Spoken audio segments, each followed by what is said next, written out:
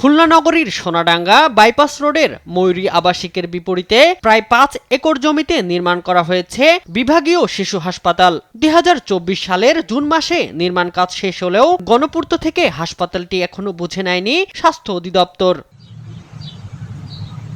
রোগী ও তাদের স্বজনরা জানায়, নগরীতে বেসরকারিভাবে যে হাসপাতালগুলো রয়েছে সেখানে রোগীর চাপ বেশি থাকার পাশাপাশি ব্যয় অত্যন্ত বেশি। শিশু হাসপাতালটি দ্রুত চালু করার দাবি তাদের। যদি এই শহরে যদি নতুন করে কোনো হাসপাতাল ছোট বাচ্চাদের জন্য হয় তাহলে খুব দ্রুত হওয়ার জন্য খুব ভালো হবে, কেননা এই এখন বর্তমানে এই শিশু হাসপাতালে অনেক রোগীর চাপ।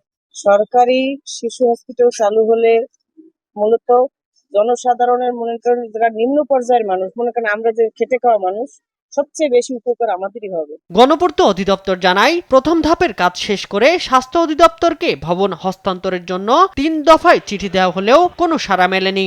কাজ শেষ করার পর আমরা হস্তান্তরের জন্য একাধিকবার স্বাস্থ্য অধিদপ্তরের খুলনা প্রতিনিধির বরাবর পত্র প্রেরণ করেছি।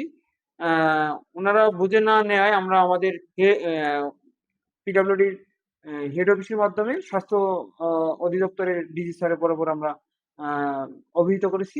তবে স্বাস্থ্য অধিদপ্তর বলছে, কাগজ কলমে প্রকল্প শেষ দেখানো হলেও হাসপাতাল এলাকার একপাশে প্রাচীর ও প্রধান ফটক নির্মাণ করা হয়নি। তাছাড়া হাসপাতালের কার্যক্রম শুরুর জন্য আসবাবপত্র ও জনবলের ব্যবস্থাও এখনো করা যায়নি।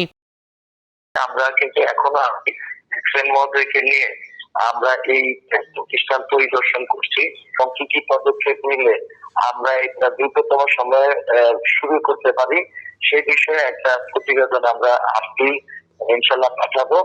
সব আমলাতান্ত্রিক জটিলতা দূর করে দ্রুত আধুনিক ও স্বল্প মূল্যের চিকিৎসায় মুখরিত হবে এই হাসপাতাল প্রাঙ্গণ, এমনটাই প্রত্যাশা খুলনাবাসীর।